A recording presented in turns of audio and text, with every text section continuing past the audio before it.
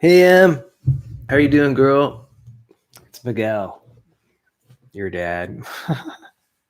All right, so today's the 26th of June. It is a Wednesday and of 2019. And I just wanted to check in with you, take some time with you, and say hi and get you sort of calibrated with what's going on with me. Um, Something I've been doing lately and that I've been enjoying quite a bit is using the smartphone app Wizards Unite. It's a Harry Potter smartphone game. And it's very much, that game is very much along the lines of Pokemon Go. Now, I remember when Pokemon Go first came out, and it's a virtual reality game. And I wanted to play it a lot, but at the time I had a smartphone that was incompatible. I had a smartphone, a Samsung Galaxy S5, and Pokemon Go was not compatible with that phone. And in fact, it was actually one of the main reasons that I upgraded from an S5 to an S6. Now today I've got an S7, a Galaxy S7, and so there's no problems with compatibility today. Um, the thing is, it's kind of funny. I pretty much I upgraded my Samsung Galaxy S5 to S6 for the reason to play Pokemon Go, but I never really got into it, which is kind of funny. But I thought that I might possibly get into it. Anyway, so I've always sort of had an affinity for these virtual reality games, and uh, and I've really only started playing them on my smartphone since Wizards Unite came out, and it just came out a couple days ago. As you know, I'm sure I have an interest in Harry Potter. I've been sort of reading or listening to the audiobooks of just basically the whole Harry Potter series. In fact, I'm listening to the audiobook right now of the last book in the Harry Potter series. And I'm going through that right now. After I listen or read each book, I will then watch the movie. And then quite often I purchase the movie on like Amazon, Amazon Prime. And in fact, so that's just what I've been enjoying lately. And I've been playing this Wizards Unite game, and I've really been enjoying it. I think it's quite a lot of fun. One of the things that I do to make gameplay a little more easy is I actually have portable headphones that are Bluetooth enabled, and I use that to get the sound that I need. You see, for some reason, I mean, it just happens that when I'm playing the game Wizards Unite on my smartphone, the speakers, they're good, but they're not great, right? Especially when I'm walking around the neighborhood and there's traffic going by me. So it's really nice to have the headphones on. And so I've been enjoying that, playing that video game with my Bluetooth headphones. You can see me walking around the neighborhood periodically. The other day, I had a great time where I walked to my local 7-Eleven and got a blue raspberry Slurpee. You got to fuel up when you're playing these games, right? Anyway, it gave me a good excuse to go get a blue raspberry Slurpee from 7-Eleven. I've never eaten a blue raspberry Slurpee before, as far as I can remember. And you know what? It was pretty darn good. In fact, while I was purchasing the blue raspberry Slurpee, there was someone else in line at the time at the 7-Eleven, and she told me that blue raspberry was her favorite flavor. And then I also checked on the internet that blue raspberry is essentially one of the most favorite flavors. Now, personally, I haven't tried cherry in a long time, but I remember cherry ices being the bomb.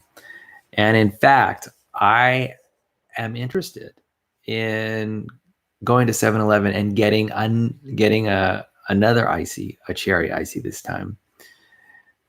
What's kind of cool is that the cherry icy cups, the smallest cup, it's just 11 ounces, and it only costs like 175 calories for a small 11-ounce icy. So that's awesome. I think that's really calorie efficient.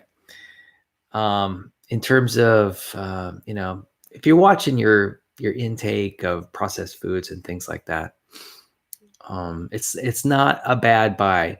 In fact, 200 calories is about the number of calories that it takes for me to walk 2 miles. And so if I can play Wizards Unite and walk 2 miles in the process, I can definitely get basically a free icy. And I don't have to worry about calorie impacts. So I think that's a pretty good deal. One thing I like about the Wizards Unite smartphone app is the graphics are just like stunningly good. The animation is really good. I mean, and the music is really good too. The theme music is spot on. It's relaxing, enjoyable to listen to. And I like the creativity of the app. In fact, there's basically these confoundables that you're trying to obtain. Actually, the foundables, which are binded by the confoundables. It's kind of funny that the terms that are used in the app are actually pretty easy to remember, which is nice. They make it easy. Then there's the calamity. Thankfully, I've also got friends. I've put my friend code on Facebook, and I've got friends in New Mexico and here in California who are interested in adding me as friendly wizards so that we can cooperate together. And that is cool. It's neat to have Wizards Unite friends. And I'm really amazed at, like, I have a friend, Michael, and he plays Wizards Unite too. He's already at level 6, which is pretty impressive. I'm just at level 5. I just need to spend more time in the app, I guess. But I think yesterday I was saying that Wizards Unite, as a smartphone app, that game is really just a pedometer. But you know what? It is something to do while you're walking around. It's essentially a way to engage in urban hiking, where you can hike around your city or your town. And I kind of like how the Wizards Unite game throws together all these like waypoints that you are arriving at. How it sort of integrates them into the story. For example, every church or place of worship that you walk by is a place where you can get energy to enhance the power of your spells.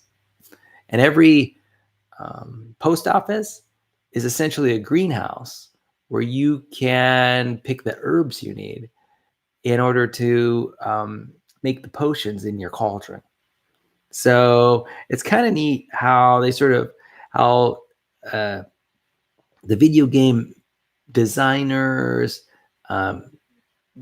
sort of make or relate the real world to the fantasy world. In this case, it's post office boxes are U.S. post office offices are like greenhouses, and churches are places where you can sort of upgrade the power of your spells. It's kind of neat. It's surprisingly a complex game. It's pretty deep. I mean, I'm looking at all the collectibles that I can obtain, and all the storylines, and all the missions. It is complex. I mean, there's not anything simple about it. It's a pretty simple program and all, but it's got a deep storyline, and it's kind of neat. There are like mysteries uh, to discover and to explore, and I don't know. I think they've done a really good job at the game designers have done a really good job of putting this game together. I'm glad, it's I think it'll be satisfying for a lot of Harry Potter fans, and I'm enjoying it. I'm also subscribed to the Wizards Unite subreddit on reddit.com, and so I'm getting insights through that source of information too. It just occurred to me that there might be a Facebook group that talks about Wizards Unite. In fact, I'm thinking that I might like the Facebook group better than the Reddit group. So, oh man, that's a really great idea. So I'm pleased to have made progress on that front. Yeah, I think I need to join a Facebook group related to Wizards Unite. That sounds good. So what's kind of funny, and I've talked to you about this before, is that I have an interest in Harry Potter, and I'm thinking about possibly gaining an interest in Star Wars. But I'm not sure if I want to go that far. We'll see. The fact is, I actually don't have a lot of time lately. There's so many things I'm going to be doing that I'm not sure I'm going to be able to. And you know what? The Harry Potter world is so big. I could spend a lifetime, I think, just exploring Harry Potter. I'm not even done. I mean, I still need to go through the. I'm still. There's just so much in the Harry Potter universe, this wizarding world. There's just so much going on. There are so many books that I haven't even touched on yet. And so, I don't know. I may not really have time to go into Star Wars. Yeah. Which is fine by me. There's plenty of things to explore in Harry Potter. In fact, you know what? I think that there might be like Harry Potter trivia parties. There might be Harry Potter con, like conventions that people can go to. I want to start exploring that. I'm already going to the Universal Studios Wizarding World of Harry Potter amusement park section, and I'm finding that to be really enjoyable. So there's always more to explore. And you know what? I was thinking that even when I get done listening to the Harry Potter books, I can always listen to them again. In fact, I think I might want to, so that I can get a sort of a deeper understanding of the story. Yeah. So let's see. So what else is going on? So I'm thinking about getting a haircut today. In fact, I've pretty much decided that I am going to get a haircut today. I follow this like male model on YouTube. I'm subscribed to his channel, and in it he describes how he manages his hair, and I think I'm going to sort of style my hair along his lines. So I'm going to get a taper haircut today, probably after work, and I'm going to get rid of some of this extra hair back here. We'll see how it goes. I am really looking forward to going camping soon. And today I decided that I'm going to spend my time camping, taking a lot of photographs with my camera. I've got a Canon M50 mirrorless camera, and I think I'm going to do my best to take a lot of photos. I'm going to take nature photos, sunset photos. For me, it's going to be about getting to know my camera, understanding how it works better. If I can spend like 2.5 weeks just taking tons and tons of photos, I think I'll be better for it. And so kind of looking forward to that experience. And I think it's going to be able to occupy me in those times when I don't have anything to occupy myself. Although, let me tell you, now that I think about it, there's so many things that I could be doing. There's like games and exploration, and there's books, magazines. I mean, there's all kinds of things that I can be doing while I'm camping, talking to people.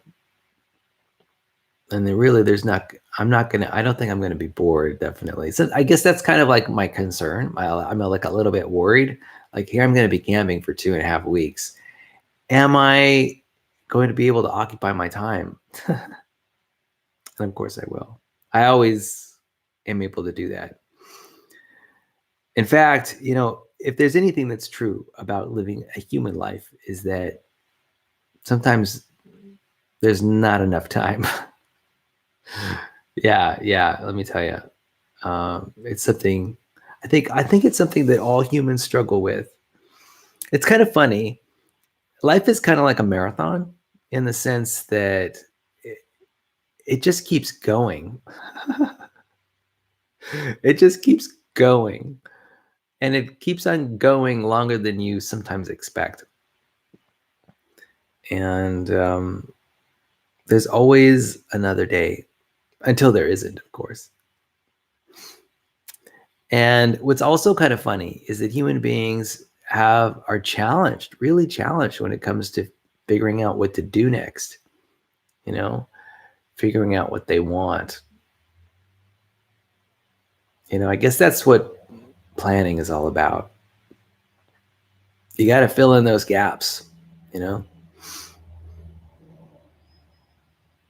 it's kind of funny that, it's not altogether clear what people want. They're ambivalent. I think people in general are pretty ambivalent. And I think the reason is clear. There's an infinite reasons to do stuff, and there's infinite reasons not to do stuff. And so as human beings, we just sort of have to, prioritize and establish our values and try to live our values to the best of our ability. And, it's a lot of this takes effort and time. It takes critical thinking. And, we as humans, we don't like to overcommit because we don't want to get stuck. And so, we spend a lot of time sort of bathing in our own freedom of action, our own freedom of thought. And I guess that's what's wonderful about being a human being. There's so much versatility, so many opportunities for creativity. I was thinking too about this camping trip I'm going to be going on, that one opportunity for creativity might be fashion. And I know, Emily, you're interested in fashion, or at least you used to be. And, I wonder what I can do to sort of enhance my fashion sense over this next 2.5 weeks. What can I do? Good question. What can I do? Like, does it make sense for me to buy new clothes before my camping trip? Maybe items that are sort of stylized, items that enhance my wardrobe a little bit. And what would those things be? Would they be accessories like hats and scarves and things like that?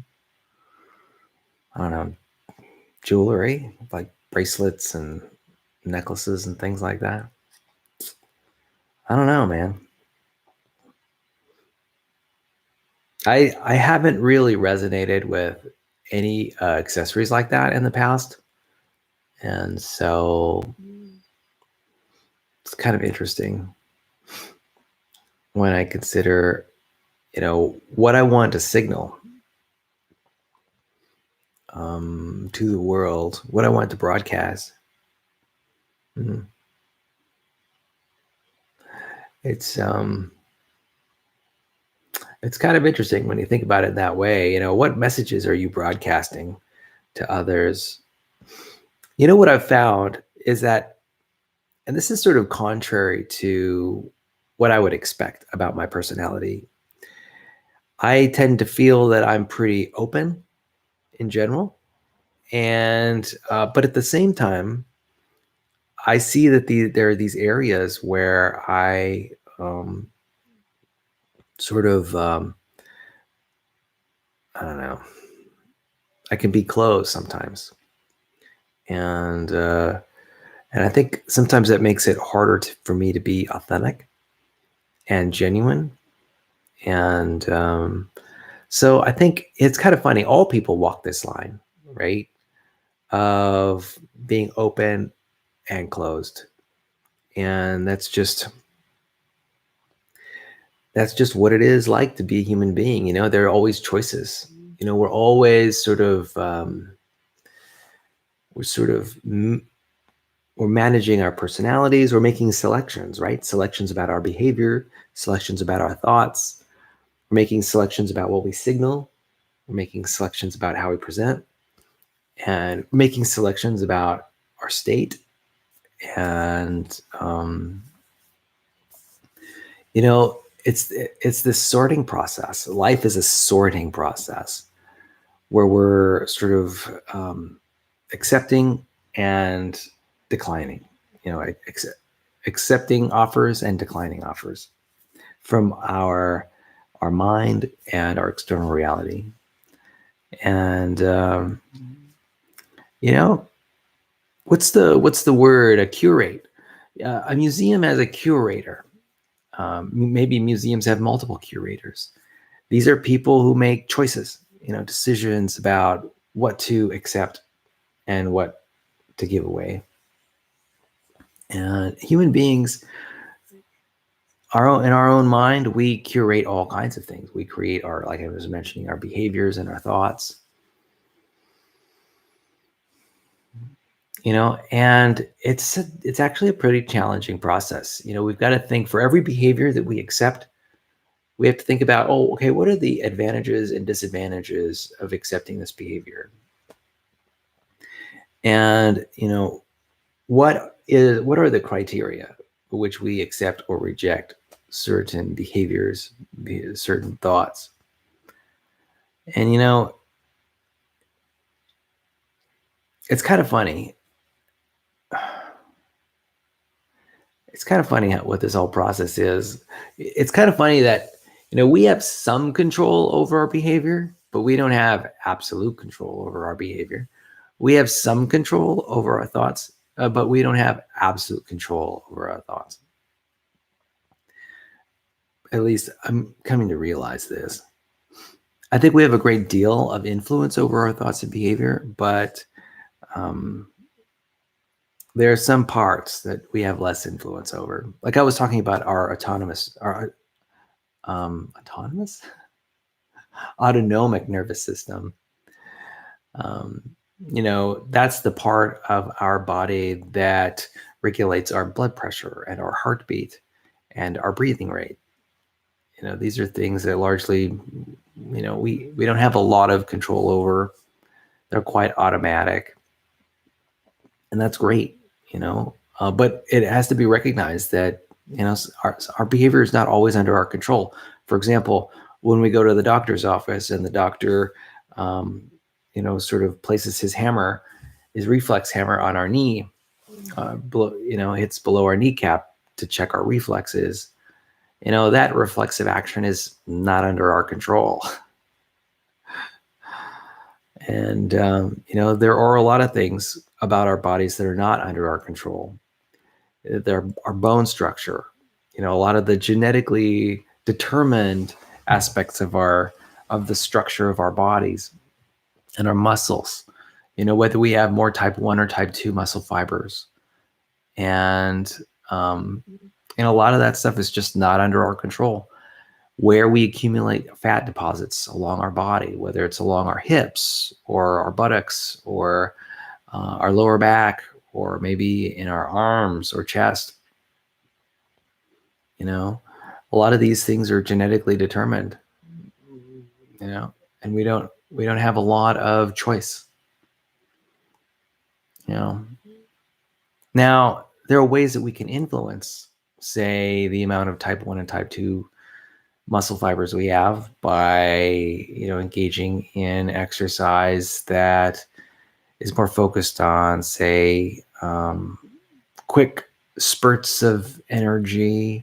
We can, or like powerlifting or things like that. We can sort of exercise our type 2 muscle fibers more than our type 1 muscle fibers. So we can influence our structure a little bit, but it's largely, that structure is largely predetermined, pre-selected. So, I think the Stoics were correct when they talked about the distinction between what we can control and what we can't control. And how it's really important to focus a lot of our time and energy and attention on the things that we can control. I think that for the most part, a lot of people focus their time and energy on things that they can't control. And a lot of that is just wasted energy,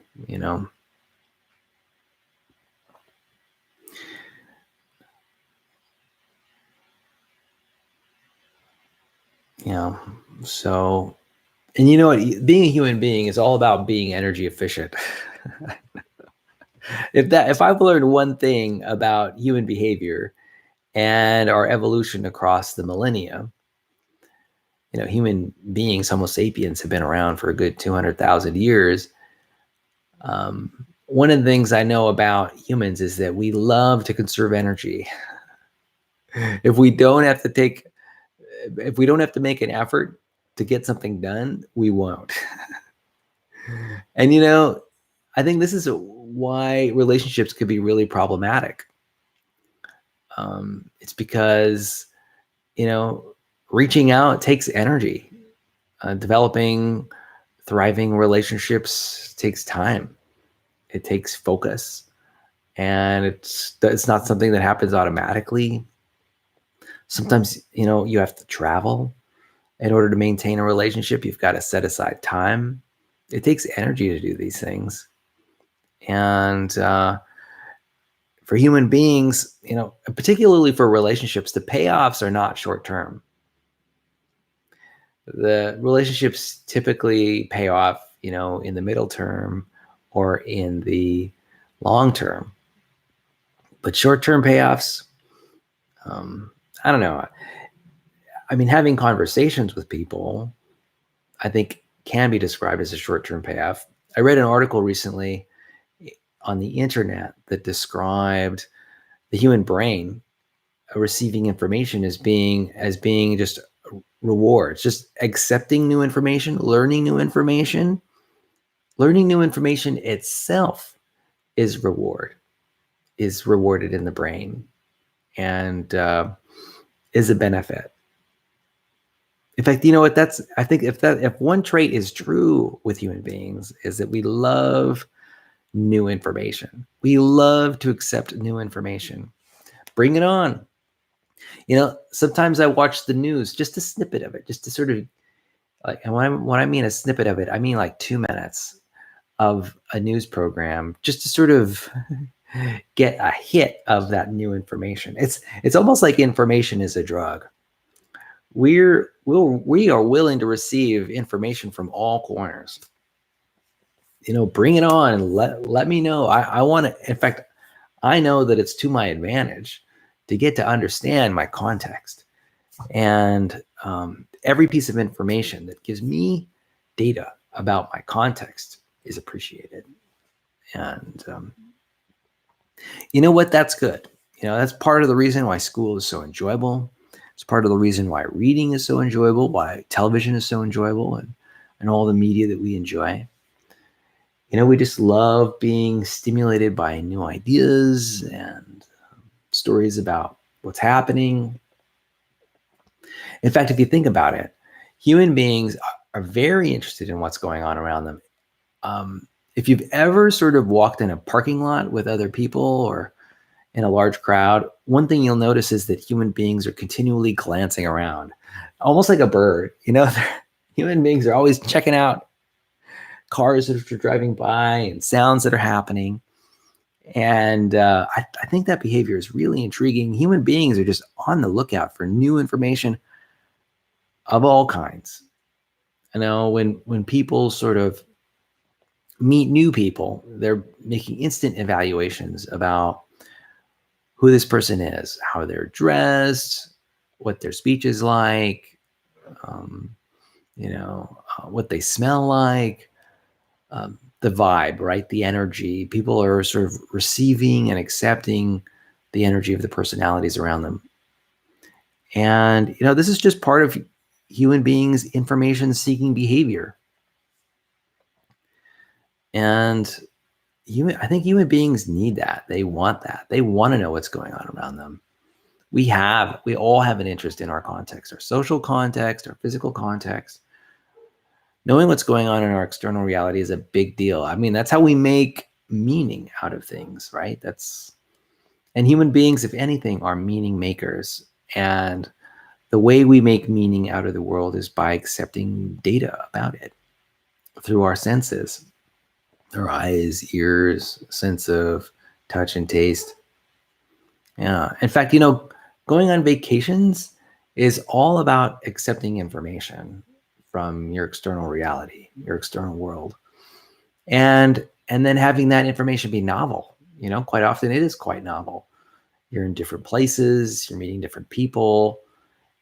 There are different social customs that you're acquiring or learning about, different kinds of music and food and different types of entertainment and different norms. And all of these things are very unique and unusual and novel. And our brain loves novelty. We crave novelty. I think novelty might be one of the seeking of novelty might be one of the reasons that people travel at all. I mean, one of the larger reasons, like they just want something different. It's sort of like the grass is greener on the other side type phenomenon. Anyway, I think I'm going to wrap stuff up. I want to say thank you for bearing with me and taking some time out to understand what's going on with me right now. I hope you have an amazing rest of the week. I mean, it is only the middle of the week. And so I hope you're enjoying your summer vacation. I hope you're doing lots of fun stuff.